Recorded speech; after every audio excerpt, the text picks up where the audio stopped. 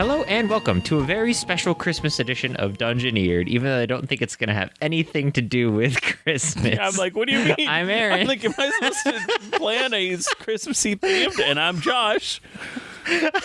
Let's do this. I was like, I have to change up the intro today because it's Christmas time. And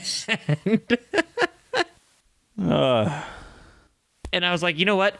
Josh probably has nothing planned for Christmas, and I have a lukewarm open, but it also has nothing to do with Christmas. So I just thought it would be a very special Christmas-themed episode with no Christmas theme. That sounds like us. A very Christmas-themed episode, but have nothing to do about the Christmas in it. Yeah, that's exactly the Christmas theme without a Christmas theme. So you know what I'm going to do now? In July or June, like as far away from Christmas as possible, we're going to have an actual Christmas episode where we look into the mythos of Santa Claus. Heck yeah. That would be a very interesting thing to do, is add a Santa Claus how you make something figure like that in D&D. Yeah. That would be a good lukewarm open, but that is not my lukewarm open. No, that would be a full topic, my dude. I know, but it could also be a good lukewarm open, but it would take forever. And this week's lukewarm open might also take a long time. Okay, well, let's get into it. But it also might be really short, so I'm not 100% sure. But so you're delaying the entry into it. I see. I am, because then it can last longer. That's how that works. That is how that works. The longer I delay, the shorter the lukewarm open is. That's just the science. It's just science. I don't know what to tell you. But my lukewarm open does have to do with science. And recently... Is it how she blinded you? I'm going to give my bird some snacks so she'll shut up. Okay. But recently, I have been... Because my life consists of exclusively work, D&D, games, movies, and that's about it.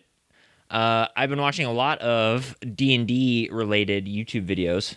And I saw because I'm a Matt Mercer stan, I saw a video of Matthew Mercer with, don't forget his name now, but I'm going to forget his name now. Anyways, some other dude who's interviewing him.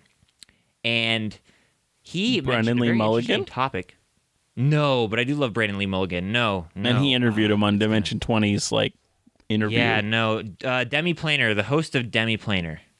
Don't know what that is. Oh, it's going to drive me nuts. Anyways, I apologize sincerely for the host of Demi Planer, and if you watch this, please invite me onto your show. But anyways... Hold on. What is Demi Planer? I've never even heard of this. It's like it's an amalgamation of things, but it's a lot of interviews with, tabletop people, the tabletop community. He does Vampire Masquerade series. He does all sorts of stuff. Horror one. Wow. Okay, I just looked it up, and I am saddened by the fact that you do not know his name. I don't remember. I know he's famous. I'm having a real blank. I want you to figure that. I don't think we're gonna move on until you figure out what his name is. Yeah, but that's gonna require me to look it up, and that's a lot of effort. He was just on, the McElroys did their Candle Nights special spectacular, and he was on it. Yeah, and I don't remember his name, and I really should. What does it start with? That's not going to help me. I literally don't even remember. Just look up Candlelights 2021 then. And if that is what you need to see who their special guests are, and that helps you. Come on, dude. Also, it starts with a B, but that is literally, he just does B period. He doesn't say what his first name is. It's just B period, then his middle and last name. It's B. Dave Walters. He's amazing. How do you... Yeah. Oh, I am... Thank you.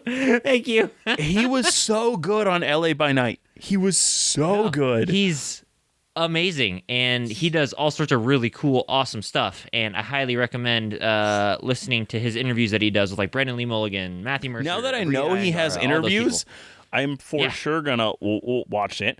Also, they're incredible. He did Jason Carl, who is one of the creators of Vampire the Masquerade, and was the DM of LA by Night, and I am for sure saving this to listen to this interview. Yes, they're awesome. They're super good, and he's done a bunch of them. And I've been binge watching them because I just found them, and I was like, well, now I'm going to binge watch them because why not, you know? And they went into a topic with Matthew Mercer about science, and science in D&D is very interesting. Like, it never gets a good rap in D&D. Like, I never really see it used a lot in D&D. And so I was wondering, how would you incorporate science, like scientific advancement, that kind of stuff in D&D? Well, I think it highly depends on your setting.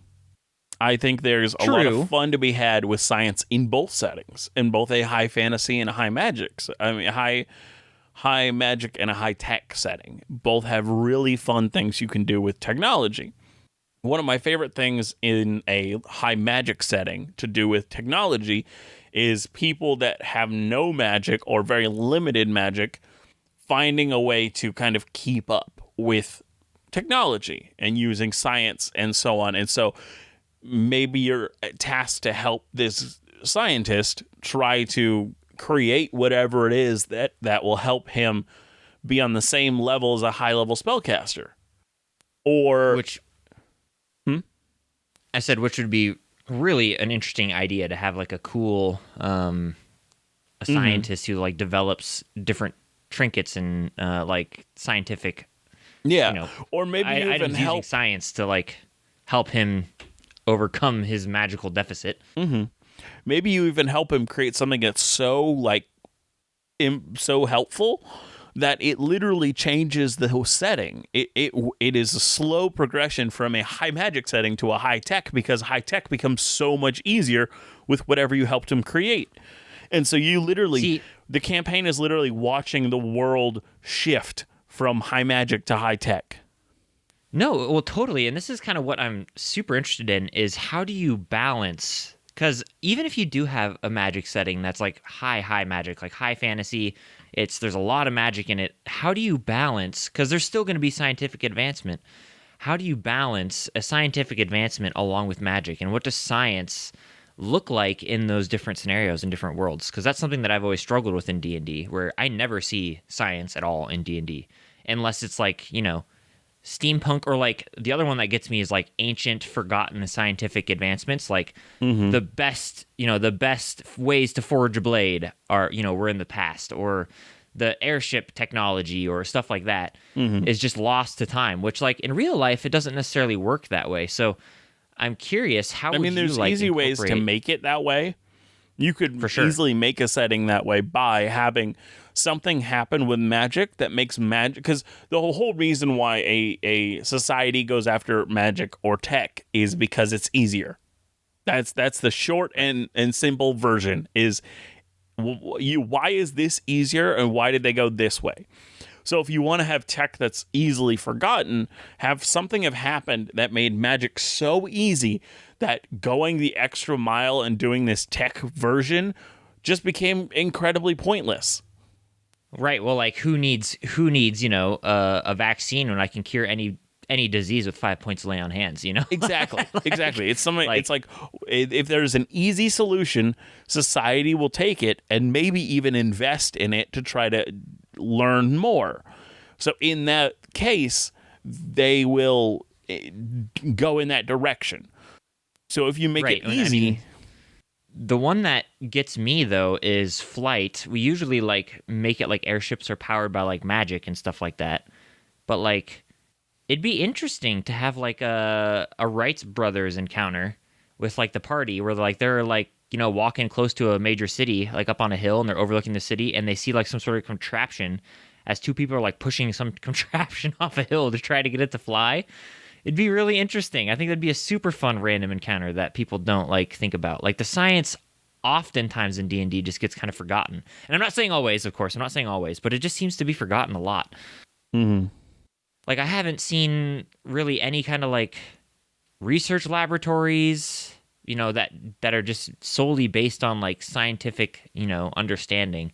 And again, obviously it's because there's magic in a world. Like obviously magic interferes a lot with scientific pursuit, but I don't know. I think there's so much room to grow and so much room to add scientific pursuit into a D&D world, which I want to start doing a lot of in my campaigns, which I've already introduced a little bit, which you guys have kind of been looking at slowly but surely. But the other problem that I run into a lot with science is it becomes like the mad scientist who's just bad. Like, it's not like a good, like, you don't find a lot of like wholesome science. You know what I'm saying? Wholesome science. You understand what I'm saying? Mm-hmm. It's always like evil scientist. I've made a clone in a vat that's like, horribly immoral and, like can kill everyone type thing. How would you make a scientific society in a D&D, like a high magic setting? So what I would do is I would use magic as the kind of basis of this technology.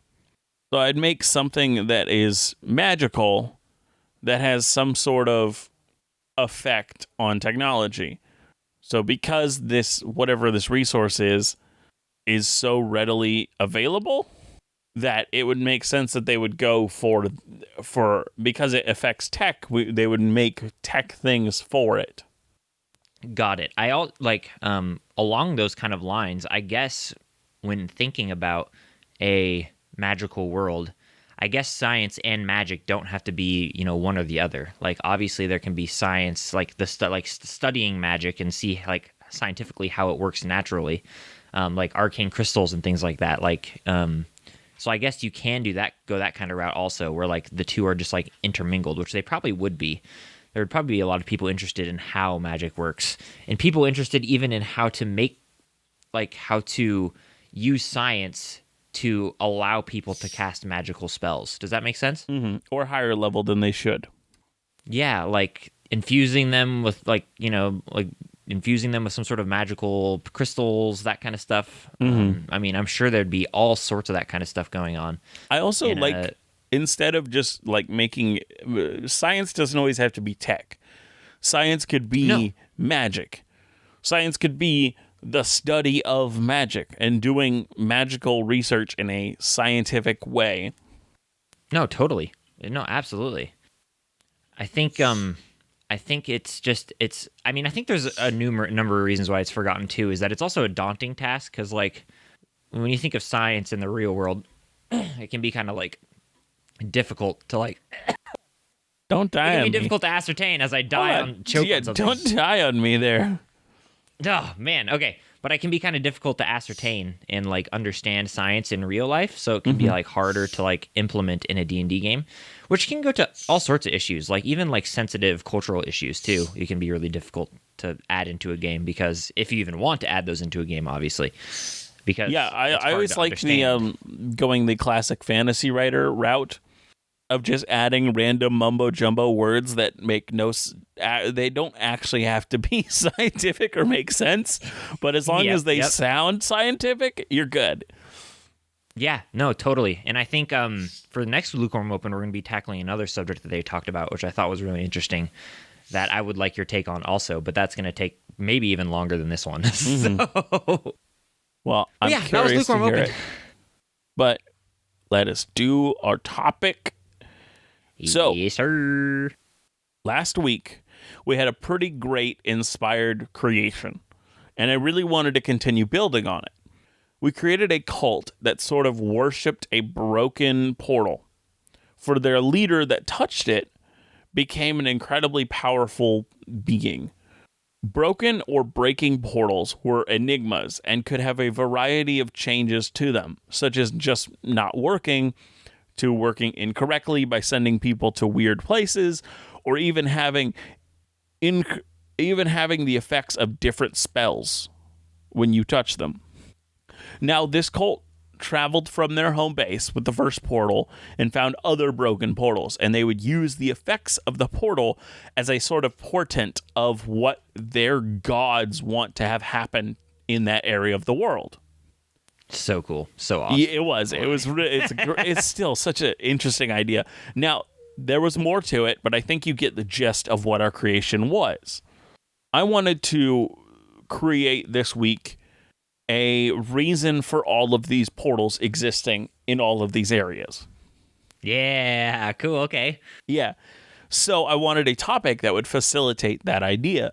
And so I looked up quite a few keywords to kind of trying to find the right thing, and I think I found it in Black Obelisks. Huh? Now, In these what? they're called Black Obelisks, and it's in the Forgotten Realms. These were towers of immense power made by an incredibly powerful group in the early history of the Forgotten Realms. These towers could do many things, and the early ones had control over a lot of different aspects of time and space. But before we get into all of that, let's talk about what they look like. A black obelisk, that's what they look like. Yes. The first and most prominent description I saw for them was otherworldly. Their appearance looked out of place and off-putting wherever they were. Now, every obelisk is, as you can assume, black, but the materials that they were made of could differ. Some were made of obsidian, others were polished black stone with runes carved over its whole surface. Still others were an unidentifiable black metal. And despite these changes in material, all obelisks were tall towers that started as a wide base and gradually narrowed as it rose up. Now, the height of obelisks also varied. Some were 15 feet tall, all the way up to like about 60 feet tall. Now, it has been observed that when pieces of an obelisk broke off and they were touched to the surface of the obelisk, they would be absorbed by it. Whoa, that's kind of creepy. It is very creepy. Now, in the current Forgotten Realms world, these obelisks are made by the Netherese Society, who we talked about previously. They were a powerful... Wait, they're like made? They're made by a group? For some reason, I thought they just like fell from the sky. No, these ones are made by a group. They are made by the Netherese Society, who we talked about previously, was a powerful magocracy, full of floating cities and insanely powerful magics. But they were not the ones who invented and made the original Black Obelisks.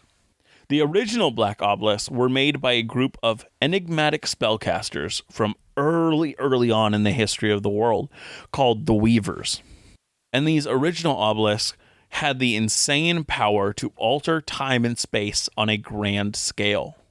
It was suggested that they were safeguards against catastrophic circumstances, as they could reset time around them if something dangerous or bad occurred. Weird. Whoa. Yeah. Now, the design of these obelisks were found by two groups. One is the Netherese Society, but that wasn't for many years after the second, who is Vecna, the powerful lich on his way to the ascension to godhood. Now, with I know that the name. knowledge, That's pretty familiar. Yeah. Now, with the knowledge of how these were made, Vecna used it to destroy the obelisk. Now, I couldn't find any details on this, but it is said that he used the details and the designs he found to wipe them out of existence, which sounds pretty large scale and pretty powerful. Yeah, that seems like, how the heck would you wipe them all out? How many were there? Do we know? I do not know. I think it was across the whole surface of the world, is what it sounded like. Jeez. Are they all connected or something? And you could just like... They were, yeah. Break them all? Well, I don't know if you... I don't know. I feel like it was using his godhood powers or his growing into godhood powers. Luckily, details of their creation remained, as the Netherese Society found it. Now, the Netherese loved these ideas of safeguards that could rewind time and save them in case of catastrophe. They built them all around their empire in the Forgotten Realms. Sadly, these did not save the Netherese, as their demise came from creatures of anti-magic. But some of these obelisks were already stolen, hidden away, or otherwise away from the anti-magic enemies. You know, that would also be a good way to take science route too, where they like make anti-magic things based on science. Anyways, continue. Continue. While the Netherese Society fell, some of these obelisks remained to be studied by scholars thousands of years later. The ones that were, as I said, were hidden away, stolen, or otherwise not in the line of fire of these anti-magic enemies. Now, at the current era in the Forgotten Realms, very few people actually know of any use of these obelisks. They're just large, imposing, ancient artifacts. Now that we know about these obelisks, what actual power do they have? As I said previously, these obelisks were able to alter space and time. They can make the area around them go back or forward in time by decades. Even together, all of them could turn the whole world back in time. Okay. I was going to say, I mean, that seems like really weird that you could like step into a small bubble around an obelisk and be 10 years late, in the past in that spot. You would also be 10 years younger. Yeah. Do you like stay that way? Like if you walk back out, do you just age 10 years? Yeah. Nope. You are permanently that. It's literally time was reset for that. Anything in that area around it. Got it. It just goes back 10 years to its previous state.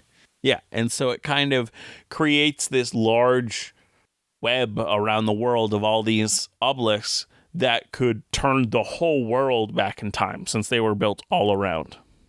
Wow, talk about an awesome item. Yeah. Cow.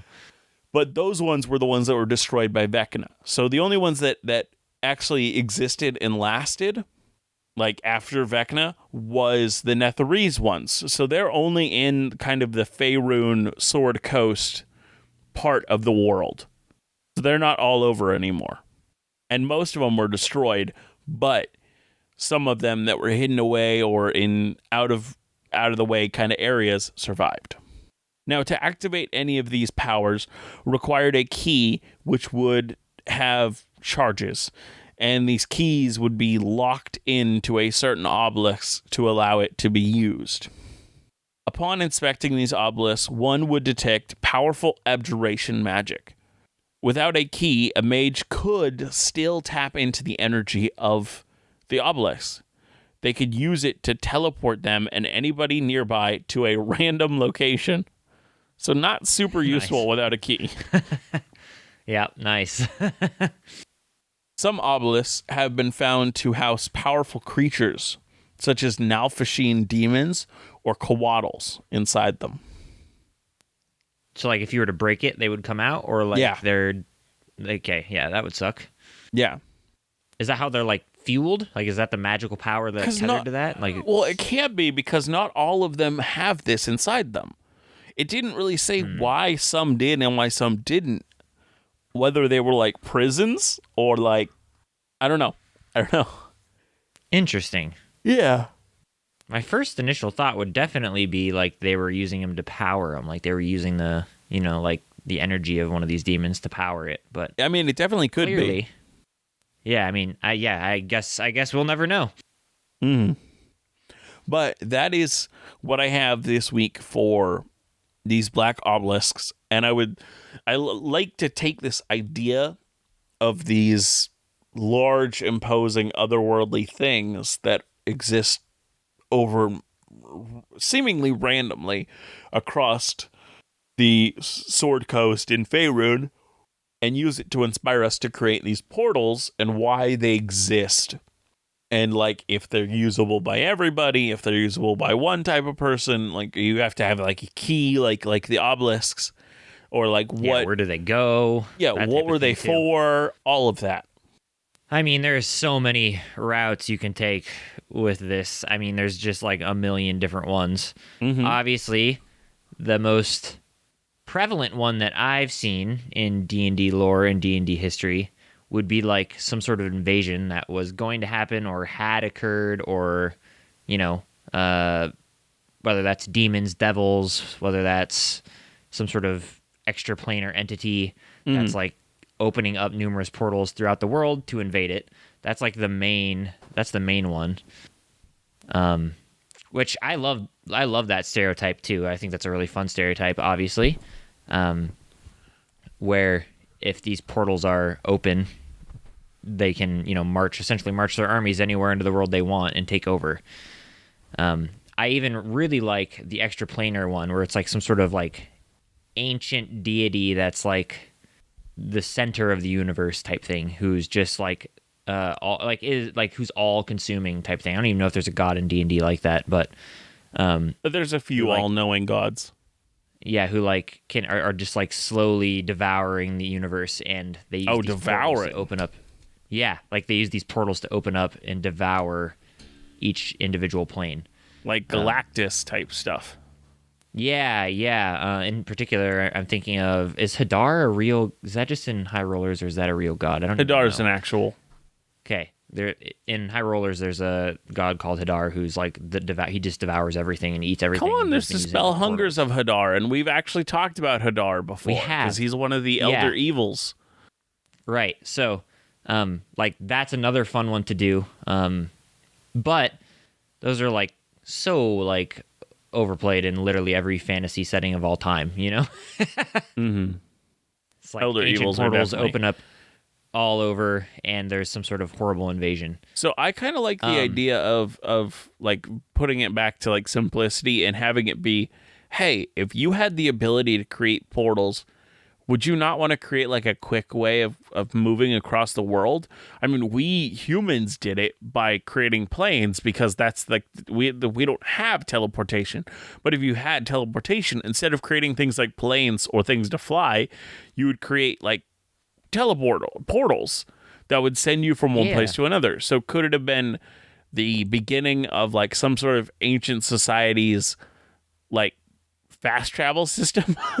Well, I don't know. And I know it won't be spoilers too much for my campaign, but in my world, the portals in my world, well, they vary. There's numerous different types, but the main type that you find is from long, long ago. The material plane was essentially uncolonized and unsettled, and all the various gods had their own plane.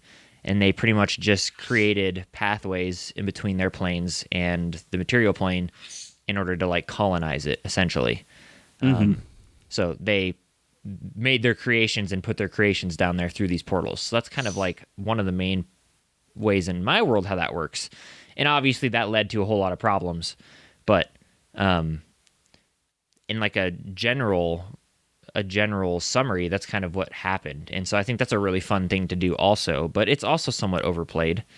Like a way to go in between planes. There's portals and stuff. And, in my world, those things still exist today, and they've created major physical changes in the world. So there's like jungles in places where there shouldn't be jungles because one of the portals is still open and was never closed. I love that idea too, but I also really like the idea of what you were saying, like an interesting means of just transportation. Like you walk through and you're in a different place, I mean, because every society wants that.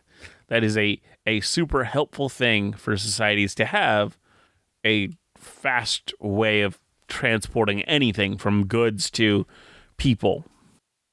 It is, for sure. And I think what would be really interesting to do is, in a world like this, you have ones that aren't really discovered, that are just the portals themselves, but then like old ancient ones that are like have like structures built around them that you could like go in and explore these structures. And inside there's like a literal room where you could like,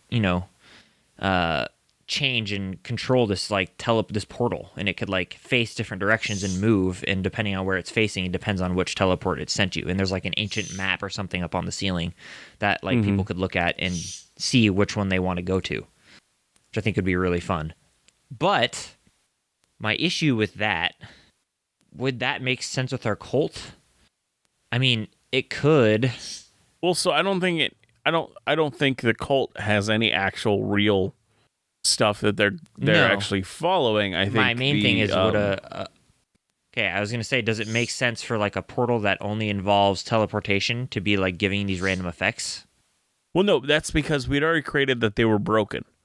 They're breaking because all magic pulls from a source of magic, like the weave that's in actual D&D lore. And so because the box in our setting that is constantly creating land is constantly pulling energy, it has gotten to the point where it's weakening magic across the whole plane. So things that rely on constantly having magic to stay up, such as portals, are breaking or at least malfunctioning. Got it. Okay, so that would still then make sense if that was if they were just like teleportation devices. So they were portals, they broke, now we're here. Do you think they'd be part of like some sort of ancient civilization then? Is that what your thoughts were? Yeah, that's what I'm thinking. So then how were you picturing these being used? Just teleportation? So, yes, I think they're just teleportation, but I think because they're breaking and broken, they're going to have the kind of randomized broken effects of a broken portal. Got it. And then what do you think these like look like? Do you think they're like they have structures built around them? Do you think they like are just open? Like do you think people can see them? Like what do you think these look like? I that is honestly one of the things that I have I'm unsure about how they should look. I was thinking like all of the above. Like I think it'd be really cool if like civilizations have like or like a city has formed around one of these like ancient structures because they thought it was like beautiful or whatever. Yeah. And like, they have built an entire city around it with the center of it being this huge dome, this huge like archway or like, Speaking of this idea, there is a city in the Forgotten Realms called Nightstone. Nightstone. Don't think I've heard of it. Yeah. It's a fortified settlement that is literally built around one of the Black Obelisks that we just talked about. Oh, and Nightstone is literally called that because it's a black large stone that's in the middle of the town, the Black Obelisks. So it's even named after the thing. Right, and I think that'd be incredibly realistic if like you were a group of people who saw this like, ancient structure and you were trying to settle a new place or, start a new life to, build around it, especially if it was some sort of magical potential that you could see. Yeah. And I think, this ancient civilization would probably use them for everything, right? Like transporting goods, like trade. Mm-hmm. They'd probably use it for, transporting people from place to place. So how big do you think they are? Are they huge? Are they like insanely big so they can have like huge caravans and things going through them? Or are they like person-sized? I think they would be different. I think they would vary. So I think, and this is where the cult could really play into it, is I think they would be completely different size. So you'd have some that are like massive that like encompass a whole area. So like people could put goods on like a trading dock and they would all get, beam me up, Scotty, like they would all just vanish. And then there'd be some that are like small, like human size that are just like personal where you could like, teleport through. Mm-hmm. And so I think you could find a whole variety of each one. And what I was kind of explaining earlier is I think it would be really cool if you introduced some sort of mapping system that an old society used to figure out which like device they're teleporting to and in a system of activating them. So like you could like angle it to like aim at a certain teleporter or angle it in a certain way that like it would hit a certain teleporter. So you could choose which teleporter you're going to. Mm-hmm. Interesting.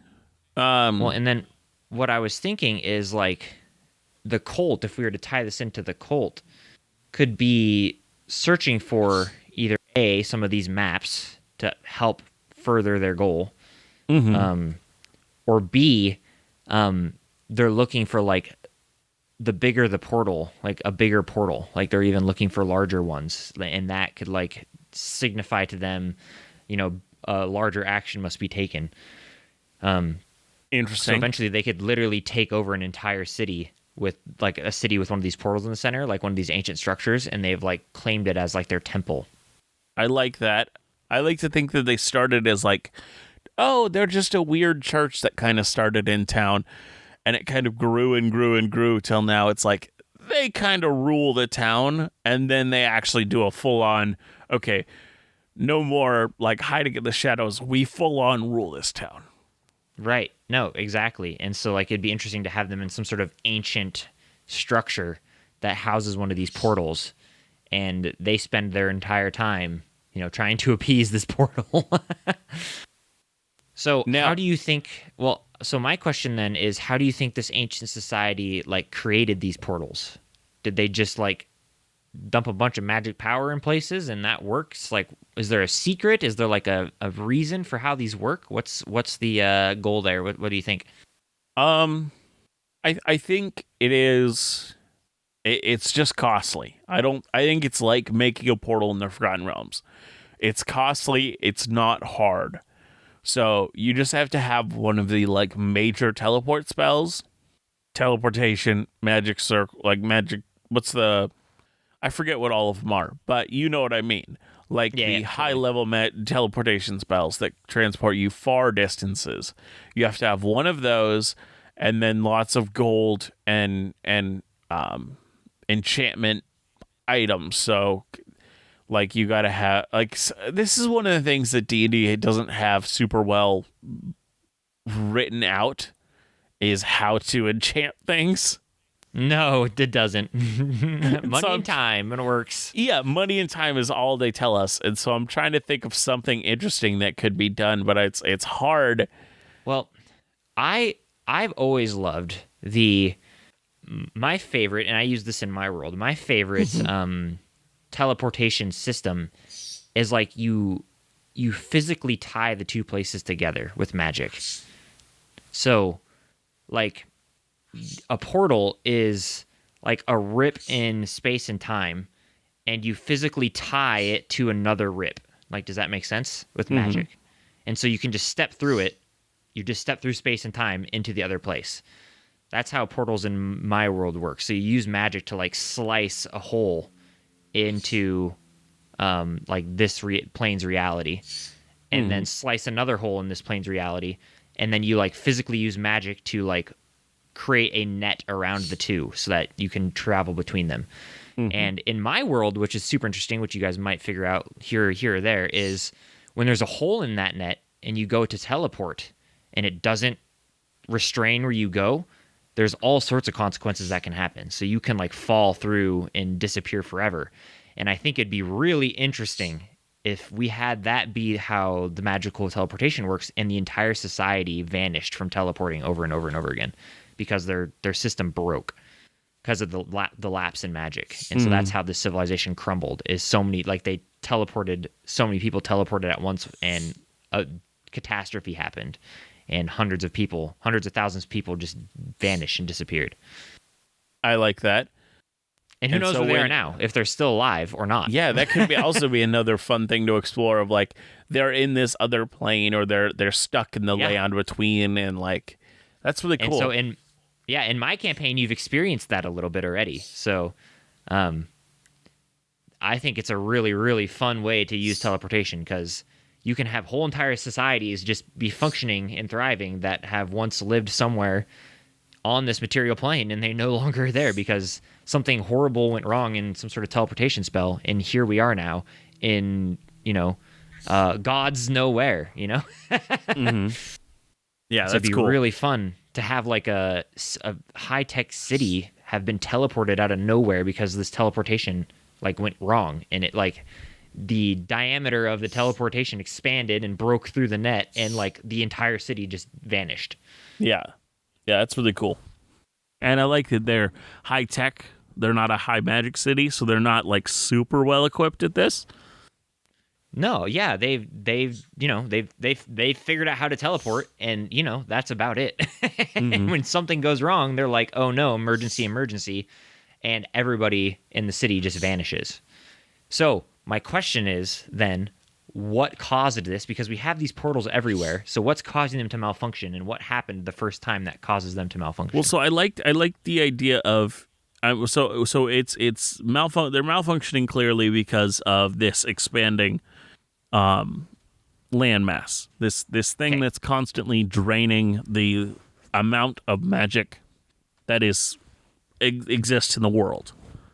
Now, I think what happens to these people and why it's different nowadays is because what happened to them happened because it was like just slightly weakened. So what it had weakened at that point was the protection, like the thing that made it only a certain radius. Yeah, and it, as you said, it expanded. And then it did, because it expanded, it still tried to teleport the more people that were in its radius, and it didn't have the energy to do so. So it kind of kept him in this limbo world of inside the portal, pretty much. And that is the title of a campaign, Inside the Portal. No, and I like that a lot. Like it was slightly weakened, and something went wrong where the radius expanded, and there's a ton of magical energy that's required to teleport people.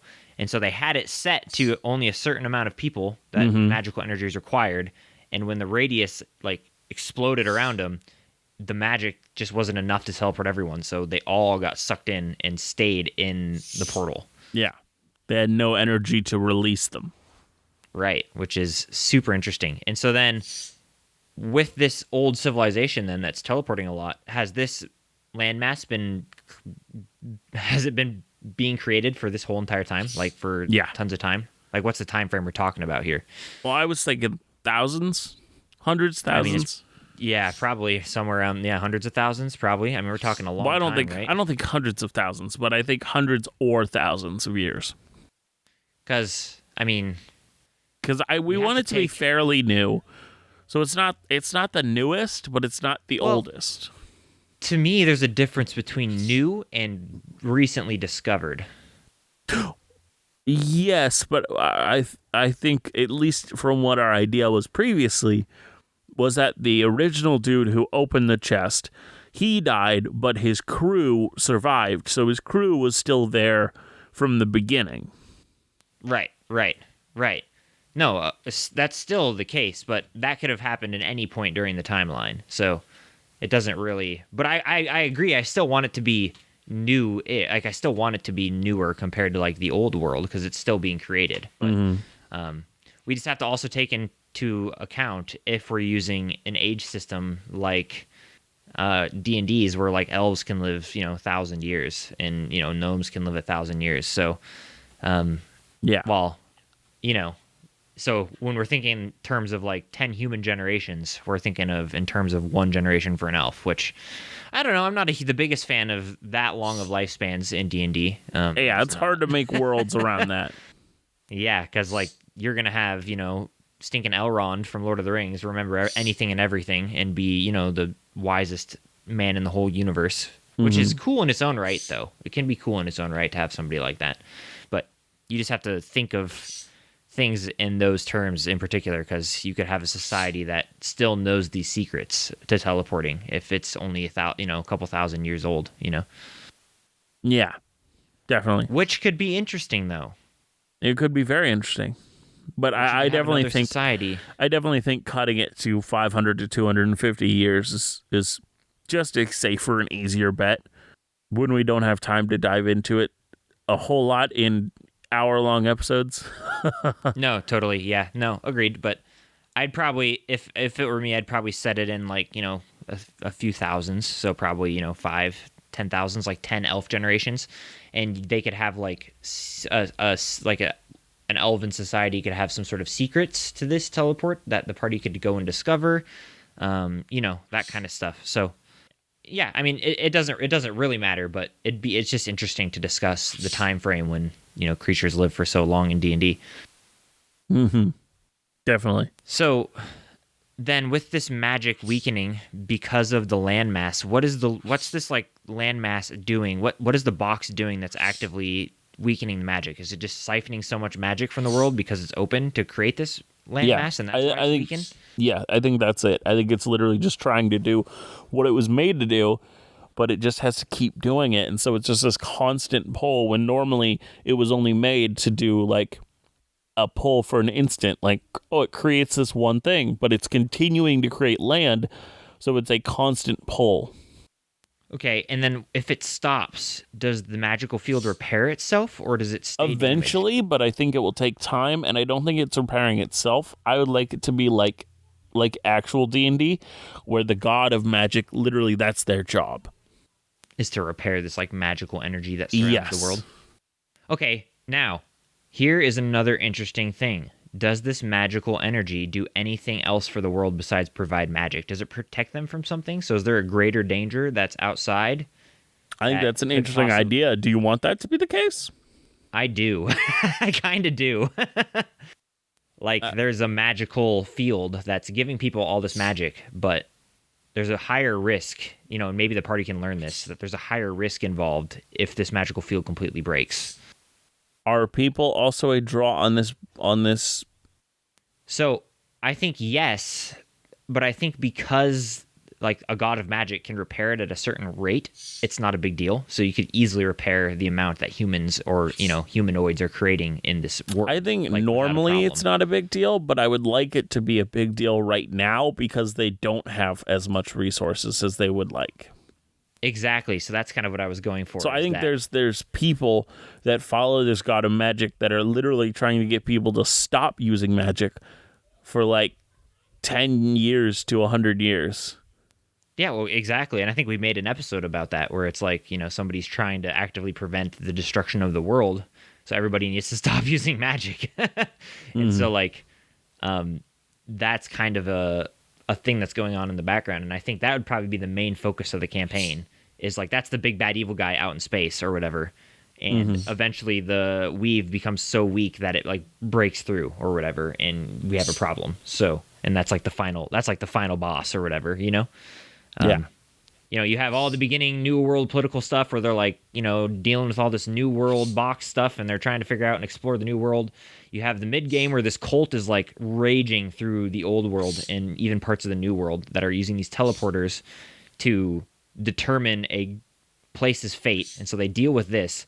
And as they're dealing with this, they start discovering that the box that they were dealing with in the first 10 levels of their campaign is actually weakening the magical field and causing it to collapse and break. And there's something on the outside that's trying to get in and invade as well.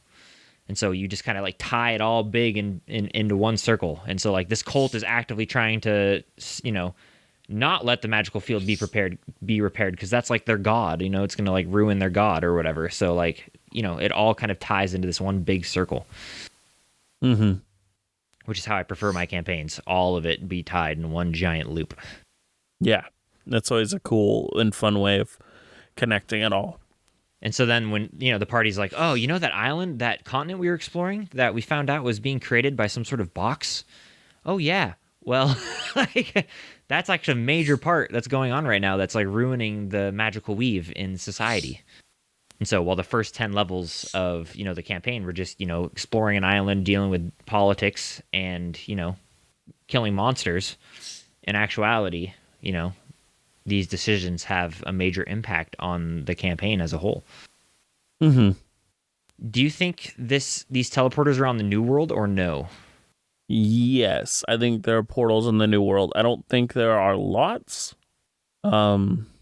But I think it's like the Netherese Society, where someone who went to the New World found the designs for the old one and said, hey, these are very helpful. Let me make one on the New World. So it's like it wasn't created directly by the society, but somebody had found some sort of old design and created it. Mm-hmm. Are they using it to ferry people in between? Why would they be using it? Just for teleporting between the old and new world, which could be really interesting in and of itself.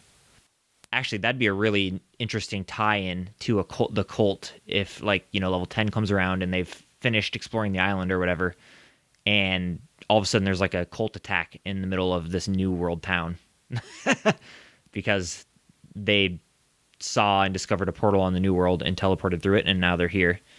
And that's like the introduction to this cult that's taking place in the Old World. Yeah, that's actually a fantastic and very interesting idea.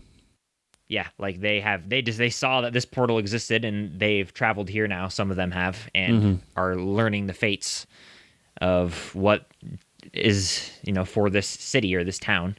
And the party ends up teleporting back through after them or whatever into the Old World, and here we are now with the cult that they're going to be dealing with for the next 6 levels, 7 levels.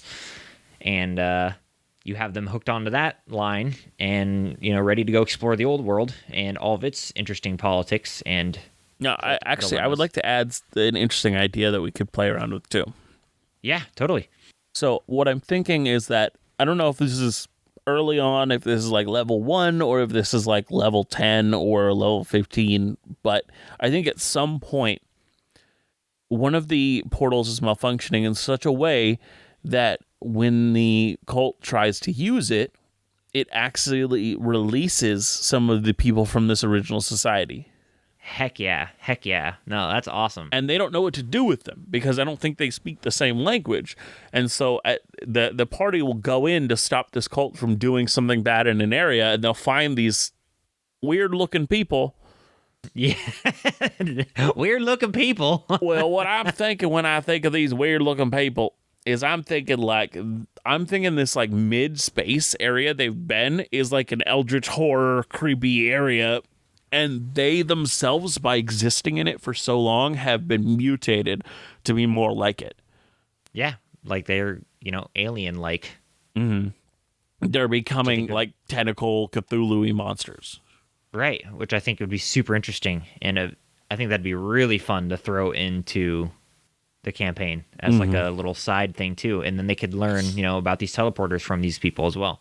So I think it's like a great idea to have these. I don't know where you'd put them in or how you'd fit them in, but I think it'd be like, well, I think it would be in a cage in one of these cults hideouts, as they came out of one of the portals, and the cult couldn't talk to them, didn't know what to do with them. And maybe they like came out like a day or so before the party got there, or maybe they came out there months ago and they've been like interrogating them. So there's signs of them being hurt or attacked. Well, here's another question. Here's another interesting thing. Would one of these people be like one of the like head leaders of the cult, like they're a gift from God? So they see it as a gift from God, these people? Yeah. Like the God has blessed us with like a oracle or whatever. Like even though we can't understand him, they've like put him on a pedestal and like are, elevating him into some sort of position. Almost like a R2D2 with the with the what are those called? The little short guys and little short guys. Wow, Aaron. The little bear people. Guys? Oh, Ewoks? The little bear people. Ewoks, yeah. I mean, obviously not that silly, but like, do you think that, like, if they believed this portal was like direct connected to their god, and all of a sudden like some creature stepped through it, like I think they'd probably take it as like a sign that this is like an oracle, like that this is like one of a prophet or something from God. Then how? Okay, if they couldn't understand any word that they said, how would they react to that? How would they take that? How do you treat an oracle you have no understanding of? Well, I think they would try and understand it. So they would just go through all sorts of lengths to try and understand. So maybe in the beginning of the campaign, there's like library robberies. There's like maybe at one point they write a mission on like an adventuring board, like, hey, we need a translator, and maybe try to get like the party, if they have comprehend language, to like do that mission. Yeah, that exactly that kind of stuff. And then they end up going to the cult that they've been fighting in other missions, and they're like, wait, what's going on here? Like, yeah, or like, they're hired to go into some ancient temple by the cult to, like, obviously they don't know it's a cult at this time, but like they're hired by Steve McSteve, and Steve McSteve has hired them to go into some sort of ancient ruin and find some sort of ancient book that, for research purposes. Okay. And so they delve into this and they find some ancient book, but in reality it's like, an I mean, I don't want to say dictionary, but like it's like a it's like The a book ancient that's gonna, ye olde dictionary. yeah, yeah, that that Steve McSteve wants. So No, the leader of the cult, Steve McSteve. No, Steve McSteve.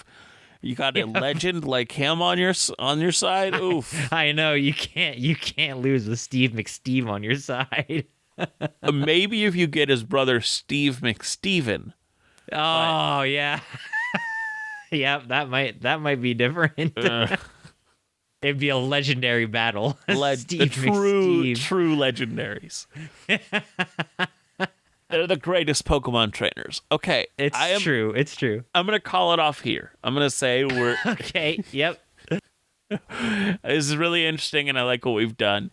I mean, we just can't contain the power of Steve McSteve and Steve McSteven. Yeah, we gotta end it before the true ruins power couple. Okay. And then sometimes I don't even know where this podcast is going. one of them would take on they don't want to lose their name, so they take on the other one's name. So one would be Steve McSteven, and the other one would be Steve McSteve. Oh yes. Okay. Yeah. Oh no. Let alone their middle names being Stevie. But yeah. I hate it. I hate it so much. This is thank you for listening to episode 65 of Dungeoneered. Yes. Thank you for making it past the Steve McSteve bit.